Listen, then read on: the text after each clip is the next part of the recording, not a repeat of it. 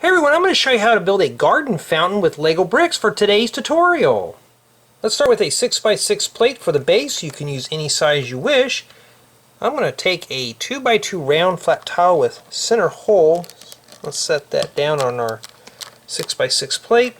Then I'm going to take a round 1x1 brick. We're going to stick the stud inside the tile. Now I want to take a 4x4 parabola dish, set it right on top of the inverted 1x1 brick. Then I want to crown this off with a stud and a 3x3 parabola dish. Yes, we are working upside down throughout the whole build. Next, I want to set 3 studs on top of one another inside the 3x3 dish. And a little 2x2 dish right there.